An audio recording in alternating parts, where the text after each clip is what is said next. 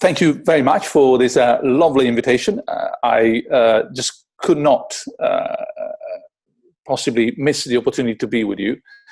And when we were discussing the potential contribution to this conference, I thought that perhaps I could revisit a classic topic, meaning happiness, as in the Greek sense of fulfilment, the eudamonia of Greek nature.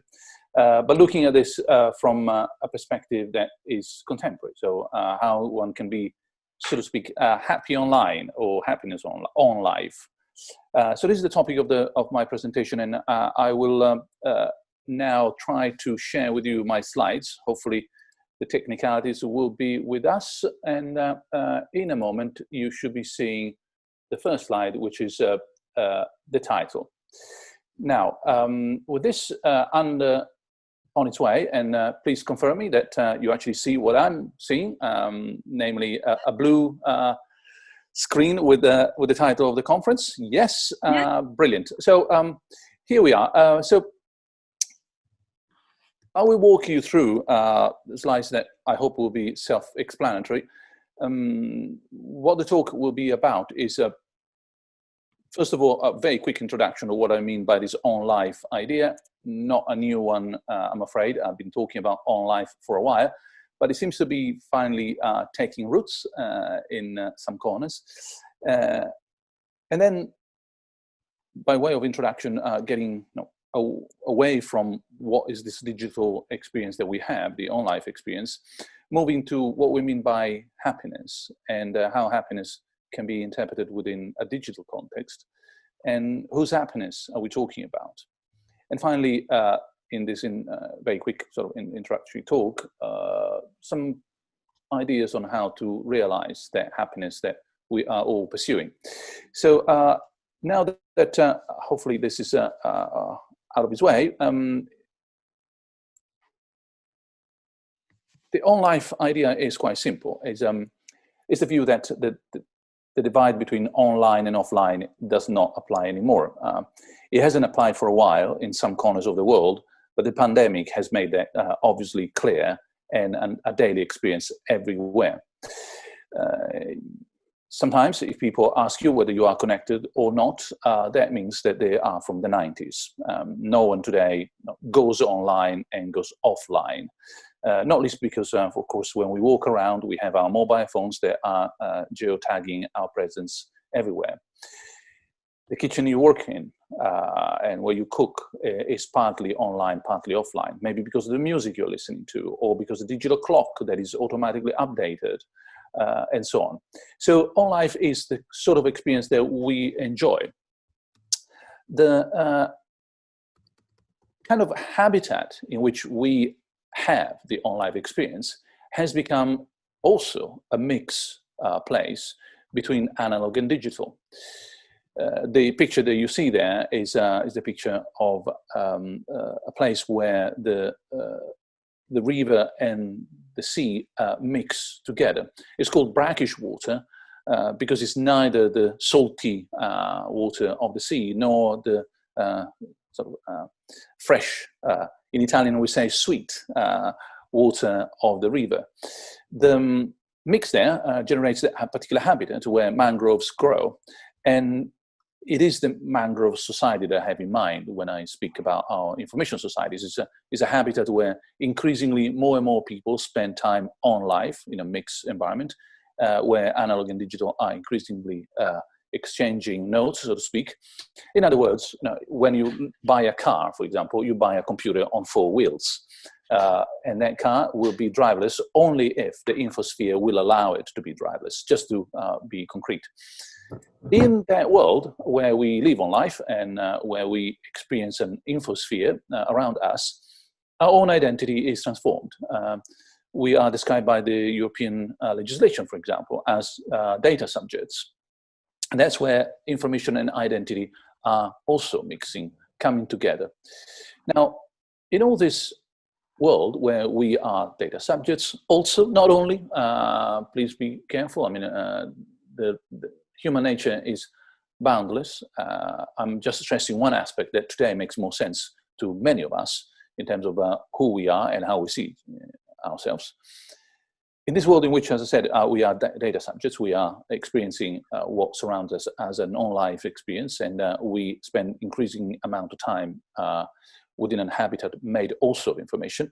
Well, what happens to the way in which we live? So, the title there of that slide should remind someone of a famous book published some years ago, Life, a User's Manual. Do we have, as it were, new guidelines on how to live properly in a world where information is the habitat, the on-life experience, etc.? Well, to be quick and clear, and these are two slides, the pro and the contra, or rather the contra and the pro. Of course, there are lots of risks generated by digital technologies within the infosphere, with the on-life experience and so on. Escapism, for example, absorption of attention, alienation, meaning distraction, manipulation, normalization of group behavior.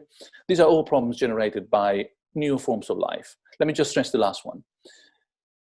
I'm sure everybody knows what I'm referring to, but say normalization of behavior due to the fact that now I can find in the infosphere at least another 15 people who think like me or behave like me.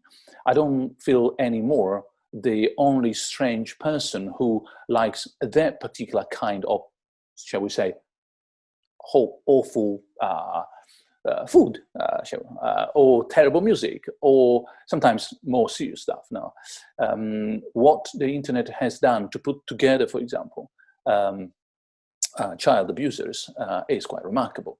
I don't have to find myself the anomaly anymore, because there are maybe another 20 people I can talk to all around the world who share the same quote-unquote taste. Now, that is one of the major problems. These are all risks. At the same time, we know also about the opportunities, empowerment of even people who have a higher degree of fragility, control on our lives. We can do more and better. Enrichment, fulfilment, meaningfulness, companionship. That's the other side, the beautiful side of all these digital technologies. What the infosphere can do for us, what the on-life experience could be like. So between these two extremes, what happens to our happiness? What sort of happiness on life can we talk and discuss? At this point, I'd like to stop for a moment and consider the simple question. I mean, whose happiness are we talking about? Normally, it's the individual happiness, because we are so self-centered, but it doesn't have to be. And in fact, it shouldn't be. There are many kinds of quote-unquote happiness that we should consider in this new digital age. We might be talking about the happiness of the planet. The Happy Planet Index there from 2006 tells you, green, how better, brown, how worst the planet is doing in terms of environmental impact. And as you can tell, we're not doing so badly in Europe, but we could be doing so much better. That is not so happy planet. Happiness on life, happiness in the age of digital technology, is also happiness of populations. That's the Human Development Index 2017. And again, dark green, good, red, not so good. It's a reference to education, life expectancy, GDP per capita. And in this case too, we're not doing so badly. In fact, we're doing much better than many other places in Europe.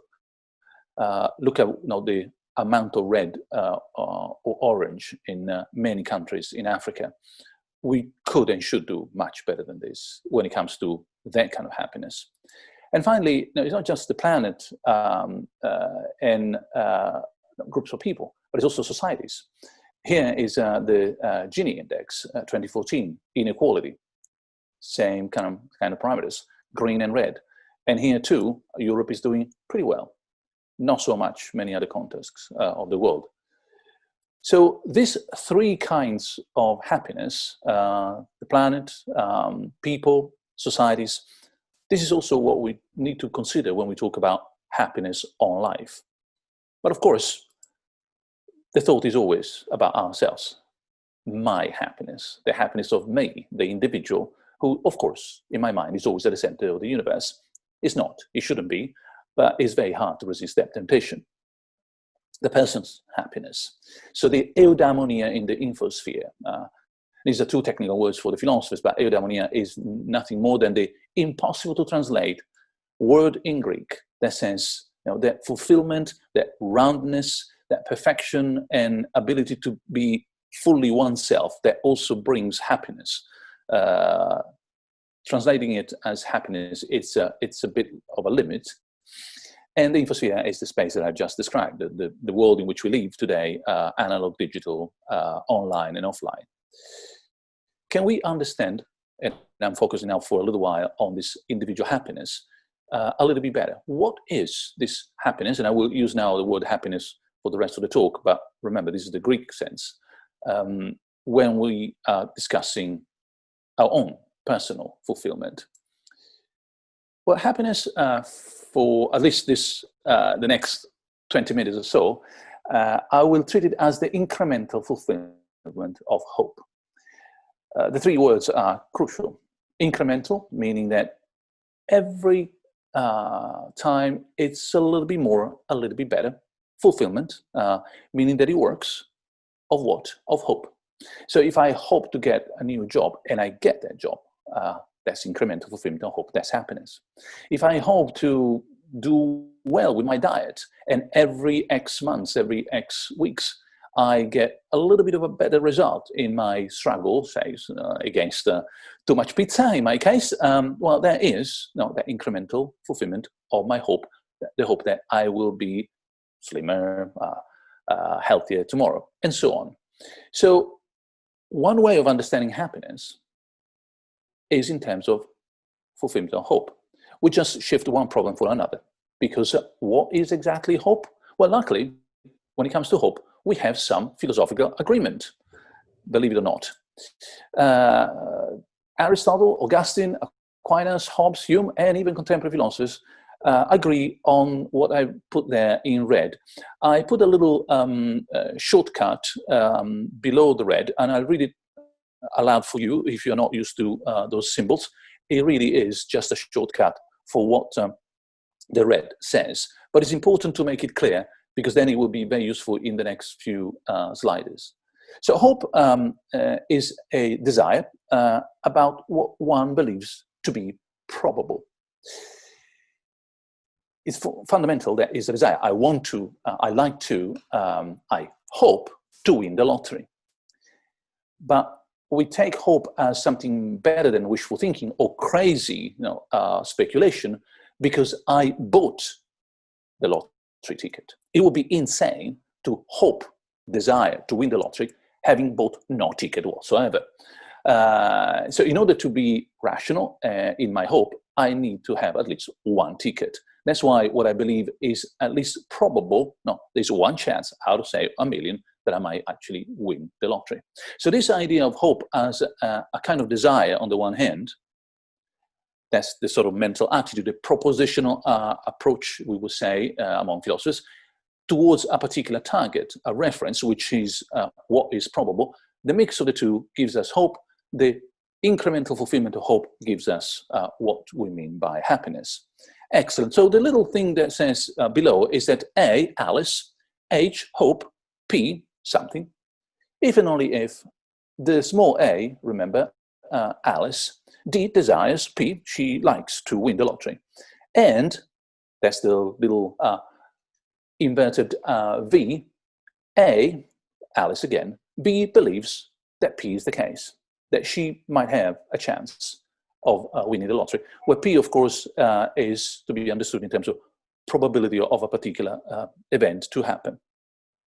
Why is it so crucial to understand happiness in terms of hope, and hope as these two ingredients, desire and probability?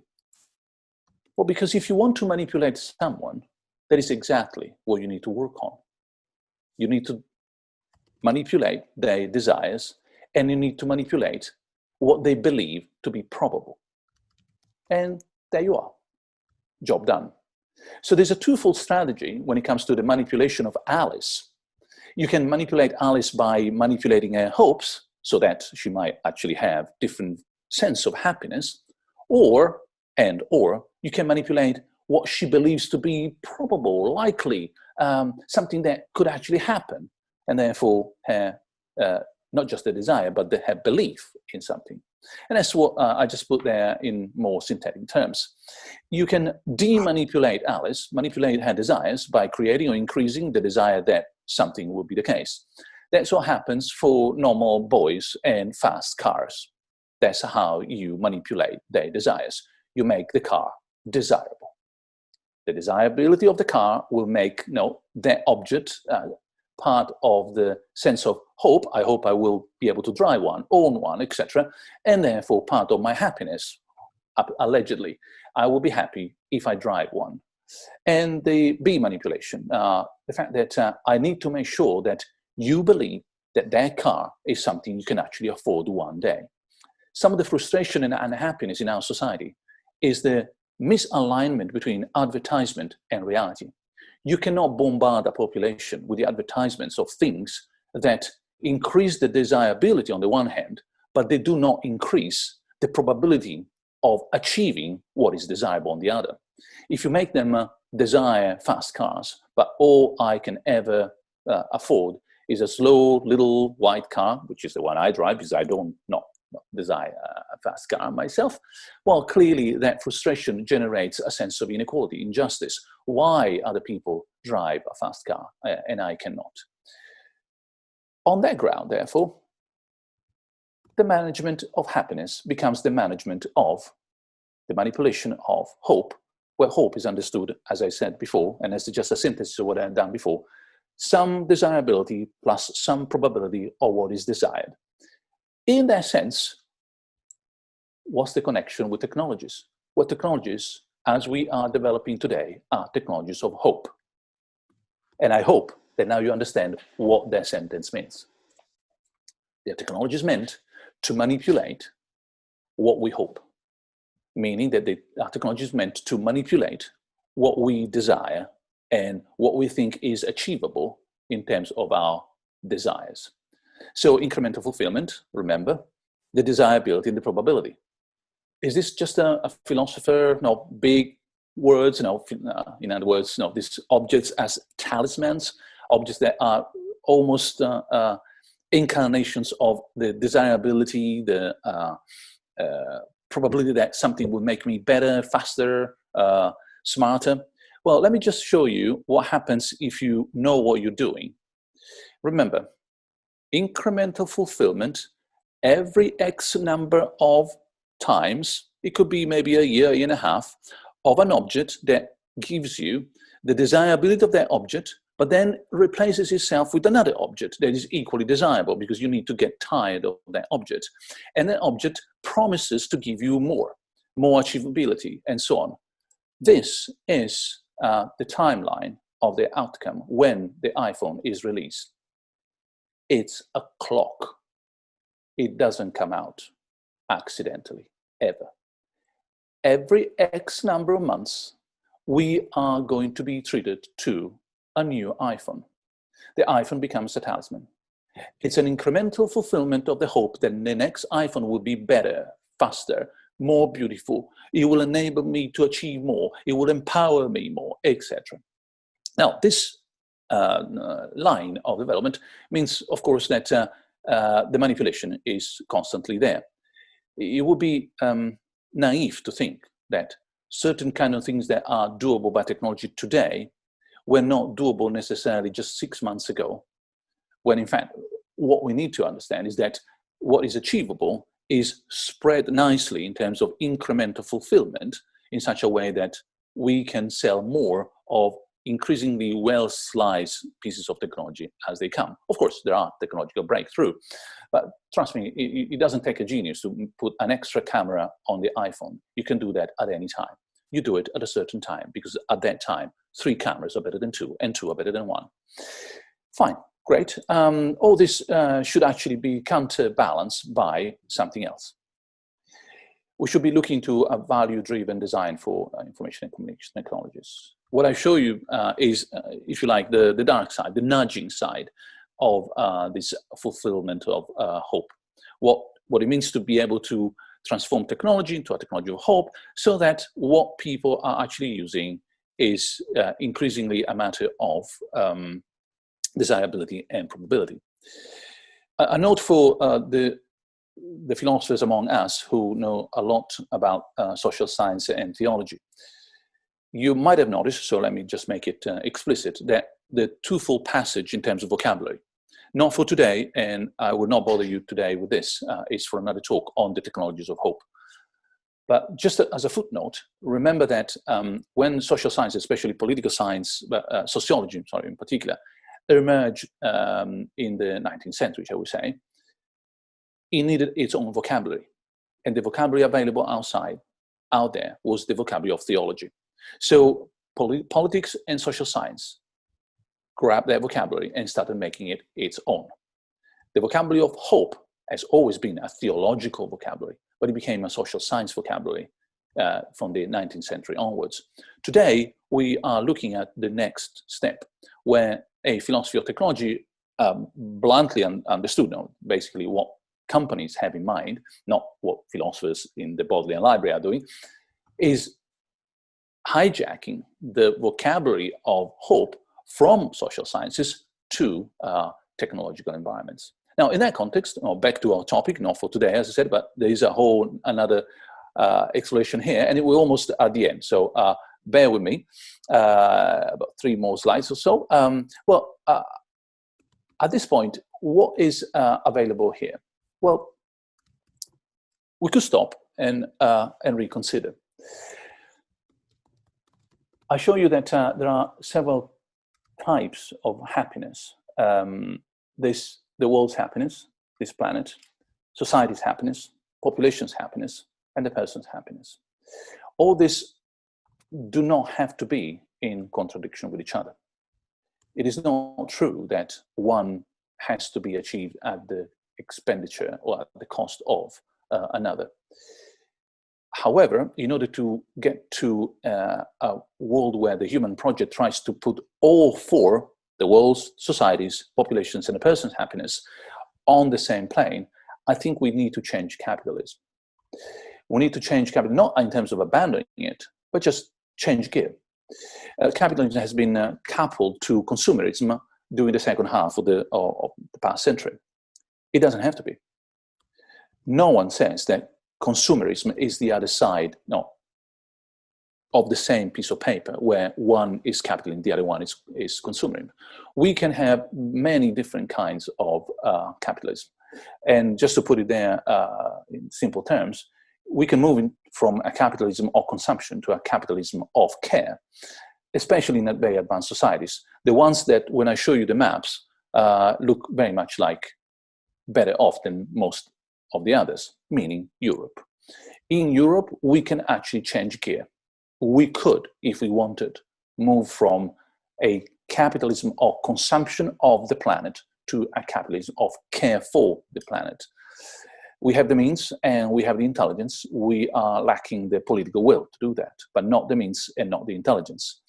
Now, if that is the human project for the 21st century, for a European perspective of the future, then I would be the first to subscribe that. That would be exciting. That would be something that we could make young generations excited about. Save the world, save the society on this world. And again, not for today, maybe for the Q&A, coming to an end. This is what I have been arguing in much more, increasingly more political context, and I mean small p, not capital P, not political philosophy, but actually doing politics in terms of green and the blue.